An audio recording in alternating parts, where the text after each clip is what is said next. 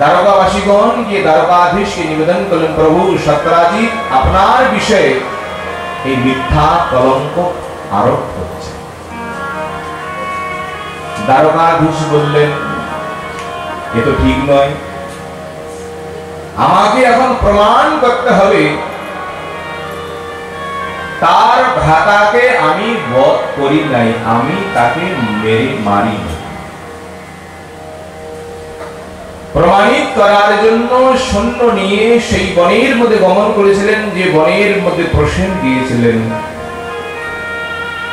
একটু এগিয়ে গিয়ে দর্শন করলেন, প্রসেন সেখানে পড়ে রয়েছে মৃত শরীর। শরীরের মধ্যে কোন পশু তাকে আক্রমণ করেছিলেন, সিংহ, এটা চিহ্ন রয়েছে, কিন্তু গলার মধ্যে মণিটা নেই। দারোগাধীশ মনে করলেন মণি নিয়ে কেউ চলে গিয়েছেন। আগে দেখেন কেউ গিয়েছেন। একটু এগিয়ে গিয়ে গেল, এগিয়ে গিয়ে দর্শন করলেন বনের সিংহ সেখানে মৃত পড়ে রয়েছে, মরা পড়ে রয়েছে, তাকে কেউ আক্রমণ করেছে। তার নিকটেও মণি ছিল না। একটু এগিয়ে গেলেন, গভীর জঙ্গলের মধ্যে বিশাল একটি অন্ধকারময় একটি গুহা রয়েছে। দারোগাধীশ মনে মনে চিন্তা করলেন, এর মধ্যে কিছু রহস্য রয়েছে। প্রজাগণকে বললেন, তোমরা এখানেই অবস্থান করো, আমি না আসা পর্যন্ত আমি একটু এই গুহার মধ্যে প্রবেশ করি, এই গুহার মধ্যে কি রয়েছে। প্রজাগণ সেনাগণ বললেন, ঠিক আছে প্রভু, আপনি যান, আমরা এখানেই রয়েছি। সেই গুহার সামনে বসে রইল। দারোগাধীশ একাই গুহার মধ্যে প্রবেশ করলেন। সবাই বলুন দ্বারকাধীশ ভগবান কি। একটু এগিয়ে গেল, ভিতরে গিয়ে ভগবান দর্শন করলেন সেই গুহার মধ্যে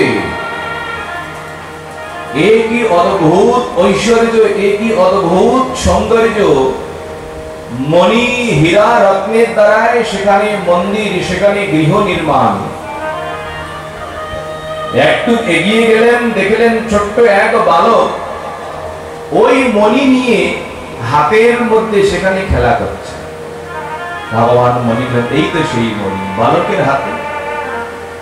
হঠাৎ করে কোথা থেকে অজানা লোক এলো, বালকটি চিৎকার করলেন।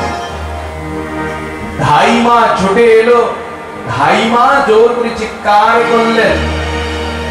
এই চিৎকার ধ্বনি শ্রবণ করে সেই বালকের পিতা চলে এলো। এত সাহস! আমাদের গৃহে আমাদেরকে না বলে, আদেশ না নিয়ে কি করে এলো?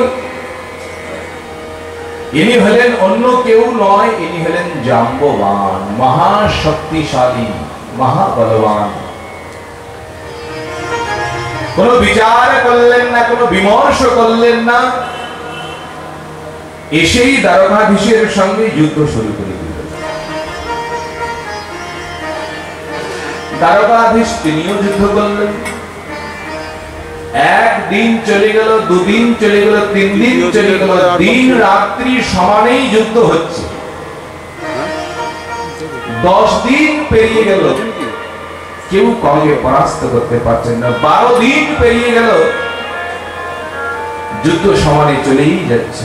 কিন্তু যাদেরকে রেখে এসেছিলেন সেই গুহার মুখে, সেই প্রজাগণ সেনাগণ মনে করলেন এ তো মহাবিপদ।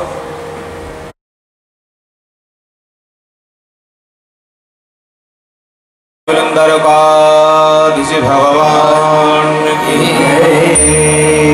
দ্বারকা ধাম কি। দ্বারকাধীশ লীলা, তিনি দ্বারকায় লীলা করছেন। 16,108 তার স্ত্রী। ভাগবতীর মধ্যে বর্ণন করলেন,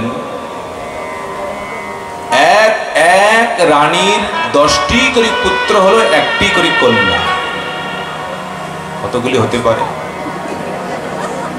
আবার পুত্রীর নাতি হয়ে গেল, নাতির আবার পোতা হয়ে গেল। এই যদুবংশের মধ্যে এত বালক হয়ে গেল, এত সন্তান, তাদেরকে পড়াশোনা করানোর জন্য কতগুলি মাস্টার রেখেছেন জানেন? দ্বারকাধীশ 3 কোটির অধিক। তাহলে কত বালক হতে পারে? সবাইকে শিক্ষার জন্য 3 করোড় শিক্ষককে সেখানে দ্বারকার মধ্যে নিযুক্ত করেছিলেন দ্বারকাধীশ। এত তাদের পরিবার বৃদ্ধি হয়ে গেল। দ্বারকাধীশ নিজের বালকগণের দ্বারাই জগতের মধ্যে একটি সুশিক্ষা প্রদান করলেন। মন দিয়ে শুনে, একদিন ছোট্ট ছোট্ট বালকগুলি ওই বনের মধ্যে গিয়ে সেখানে খেলা করছিলেন। খেলতে খেলতে তাদের অত্যন্ত জল পিপাসা পেয়ে যায়। জল পান করার জন্য একটি কুয়ার মধ্যে গমন করেন। সেই কুয়ার মধ্যে জল ছিল না, শূন্য কুয়া। কিন্তু দর্শন করলেন কুয়ার ভিতরে বিশাল একটা প্রাণী পড়ে রয়েছে। সবাই ভয়ভীত হয়ে গেলেন। আরে বাবা, এত বড় একটা প্রাণী এখানে পড়ে রয়েছে, এ তো 2 দিন পরে মরেই যাবে, এখান থেকে তুলতে হবে। এই প্রাণীটির নাম হলো কৃকলাস। কৃকলাস জানেন তো? সবাই চেষ্টা করলেন, হাজার হাজার বালকগুলি হাতের মধ্যে রশি বেঁধে, পায়ের মধ্যে রশি বেঁধে, গলার মধ্যে রশি বেঁধে ওই কুয়া হইতে কৃকলাসকে সেখান থেকে তুলতেই পারল না। সবাই দ্বারকাধীশের চরণে নিবেদন করলেন, পিতাশ্রী এই ধরনের ঘটনা। বলে কোথায়? বলে অমুক কুয়ার মধ্যে, চলো যাই। ভগবান সেখানে আগমন করলেন, বাম হস্তের দ্বারাই কেবল স্পর্শ করলেন। সেই কৃকলাস নিজের শরীরকে পরিত্যাগ করে দেবতাদের শরীর ধারণ করলেন। সবাই বলেন দ্বারকাধীশ ভগবান কি জয়। সমস্ত বালকগুলি এখন এদিকে তাকাচ্ছে, সেদিকে তাকাচ্ছে, কি ধরনের জাদু হয়ে গেল এটা। ভগবান বললেন, কি ব্যাপার? এত সময় তুমি একটা প্রাণী ছিলে কৃকলাস, আর এখন দেবতাদের শরীর ধারণ করলে। তিনি বললেন, প্রভু তুমি অন্তর্যামী, তুমি ভগবান, তুমি কি না জানো? তথাপি তুমি জিজ্ঞাসা করেছো, আমি তোমার প্রশ্নের উত্তর আমি প্রদান করব। আমার নাম ছিল মৃগরাজা, আপনি শুনে থাকবেন হয়তো। বলে কি শুনে থাকবো? বলে এই সংসারের মধ্যে আমার মতন দানি, আমার মতন মানে জগতের সৎকর্ম বলুন, জগতের উপকার বলুন, এই সংসারের মধ্যে কেউ করেনি। এই সংসারের মধ্যে যত বড়ই পণ্ডিত হোক না কেন, সে যদি বলে আকাশের নক্ষত্রকে আমি গণে দেব, বলে সেও হতে পারে। কেউ যদি বলে পৃথিবীর ধূলিকণাকে আমি সব গণে দেব, নির্গরাজ বলেন সেও হতে পারে। তথাপি আমি যে দান করেছিলাম, আমি যে সৎকর্ম করেছিলাম, এই কর্মের কেউ গণনা করতে পারবে। ভগবান বলেন, বাপ, এত বড় দানী, এত বড় সুকর্মী, কিন্তু তোমার পতনটা কি করে হলো এটা তো বলো।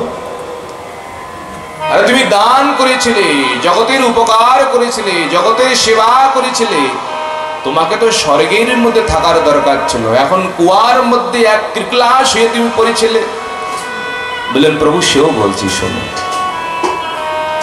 আমার নিয়ম ছিল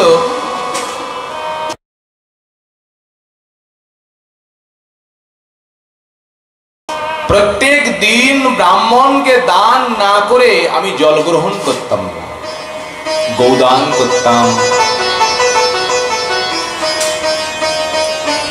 একদিন কি হলো, যে ব্রাহ্মণকে গোদান করলাম স্বর্ণের সহিত, অর্থের সহিত, বস্ত্রের সহিত, সেই ব্রাহ্মণ তো প্রাপ্ত করে গৃহের মধ্যে কি আনন্দ তাদের পরিবারের মধ্যে। রাজা আমাদের গোদান করেছেন। গরুর কিছু স্বভাব হয়, পশু জাতি তো। ওই রাত্রির মধ্যে ব্রাহ্মণের ঘর থেকে রশি থেকে খুলে আবার রাজার গৃহের মধ্যে এসেছে, যেখানে হাজার হাজার লক্ষ লক্ষ যেখানে গৌমাতা রয়েছে, সেই গাভীগণের মধ্যে প্রবেশ করলেন। রাজা কোনো বুঝতে পারবে? একটা দুইটা আলাদা কথা, যেখানে অগণিত রাজার গোধন রয়েছে, সেই গোধনের মধ্যে প্রবেশ করলেন। রাজা তো বুঝতে পারলেন না, মানে অজ্ঞান বশত, ভুল বশত। আবার পরের দিন সকাল সকাল সেই গৌমাতাকে নিয়ে এসে সাজিয়ে গুজিয়ে বস্ত্রের সহিত, স্বর্ণের সহিত, ধনের সহিত অন্য ব্রাহ্মণকে আবার দান করলেন। এই ব্রাহ্মণ গৌ ধন প্রাপ্ত করলেন, তার মনের মধ্যে কত আনন্দ। গৌ মাতাকে নিয়ে নিজের আশ্রমের দিকে তিনি গমন করলেন। এখন পূর্বের ব্রাহ্মণ নিজের গোধনকে খোঁজ করার জন্য সেই রাস্তা দিয়ে এসেছিলেন। সে বলল, এই তো আমার সেই গৌমাতা, আগের দিন রাজা আমাকে দান করেছিলেন। পরের ব্রাহ্মণকে বললেন, তুমি কি চোর? বলে, কেন? বলে, এ তো গৌমাতা আমার, রাজা আমাকে দান করেছেন। পরের ব্রাহ্মণ বললেন, না না ব্রাহ্মণ, আমার প্রতি এইরকম তুমি ভুল ভাববে না। আরে রাজা আমাকে এখনই দান করলেন। উনি বলছেন আমাকে দান করেছেন, ইনি বললেন আমাকে দান করছেন। দুইজনের কথাই সত্য। দুইজনের মধ্যে তুমুল ঝগড়া লেগে গেল। এই ঝগড়া এখন কে শান্ত করবে? বলে, চলো রাজার গৃহের সামনে রয়েছে, বেশি দূর নয়, রাজাকে বিচার দেওয়া যায়। রাজার নিকটে আগমন করলেন। ইনি বললেন আমার গৌমাতা, পরের ব্রাহ্মণ বলছেন আমার গৌমাতা। এখন রাজা এখন মাঝখানে পড়ে গেল, বিচার দিলেন। এক ব্রাহ্মণকে এই গৌমাতাকে ছেড়ে দিতে হবে, যিনি ছেড়ে দিবেন একটি গৌমাতার বদলে আমি 100টি গৌমাতা প্রদান করব। বিচারের সমাধান হয়ে যাবে। দুই ব্রাহ্মণ বললেন, রাজন, এই সংসারের মধ্যে আমি লোভী নই যে 100টি গৌমাতার জন্য আমি এই এক গৌমাতাকে ছেড়ে দেব। দুই ব্রাহ্মণ অত্যন্ত রুষ্ট হয়ে, অত্যন্ত দুঃখ পেয়ে ওই সভার মধ্যে ওই গৌমাতাকে পরিত্যাগ করে দুইজনেই দুদিকে গমন করলেন। সরিত্ব কাল ক্রমে রাজাকে মৃত্যুবরণ করতে হলো, সবাইকে মৃত্যুবরণ করতে হলো। মৃত্যুর পর রাজাকে যমের দুয়ারে যেতে হয়েছে। চিত্রগুপ্ত সারা জীবনের তার কর্ম তিনি হিসাব করছেন। যম মহারাজকে বললেন, রাজন, এনার মতন ধার্মিক সংসারের মধ্যে কেউ নেই, এত দান করেছে। কিন্তু শেষে গিয়ে মৃত্যুর পূর্বে তিল পরিমাণ একটু পাপ রয়েছে। যমরাজা বললেন, এই সংসারের মধ্যে এই শরীর দিয়ে তুমি যাই করো না কেন, পুণ্য করলে স্বর্গের মধ্যে ভোগ করতে হবে, পাপ করলে নরকের মধ্যে ভোগ করতে হবে। প্রথমে কিন্তু নরকের মধ্যে কি বিচার হবে। নৃগরাজকে যম মহারাজ বললেন, তোমার পুণ্যের রাশি তো একদম পর্বতের মতন, আর পাপের রাশি হলো তিলের মতন। তুমি আগে কোনটা ভোগ করবে? স্বর্গ ভোগ করবে না নরক ভোগ করবে? বলছেন তিল পরিমাণ পাপকে আগে ভোগ করব, তারপরে স্বর্গে গমন করব। ঠিক আছে। এই পাপের জন্য কোথায় রাজা, কোথায় এক মানুষ ছিলেন, একটি ভুল কর্ম করার জন্য তাকে মানুষ শরীর থেকে একটা প্রাণীর শরীর তাকে ধারণ করতে হলো, যে প্রাণীর নাম ছিল গিরগিলাস যাকে বলে। ভগবানের সামনে নিজের ইতিহাস বর্ণন করলেন, করে বললেন, প্রভু, জানি না আমার কোন জন্মের কি সৌভাগ্য রয়েছে, যে সৌভাগ্যের জন্য আমি তোমাকে দর্শন প্রাপ্ত করলাম, তোমাকে স্পর্শ প্রাপ্ত করলাম। তোমার দর্শনের প্রভাবে আমার এখন স্বর্গ নয়, আমার এখন বৈকুণ্ঠের মধ্যে গতি হবে। হাত জোর করে নৃগরাজ দ্বারকাধীশকে প্রণাম করলেন। দেব দেব জগন্নাথ গোবিন্দ गोविंद पुरुषोत्तम नारायण ऋषिकेश पुण्य श्लोकाच्युताप्यय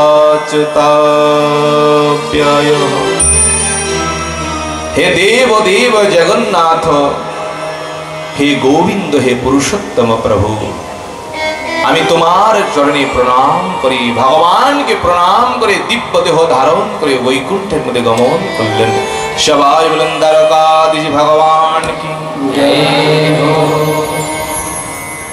এখন বালকগুলি কি বলল কিছু বুঝতে পারলে?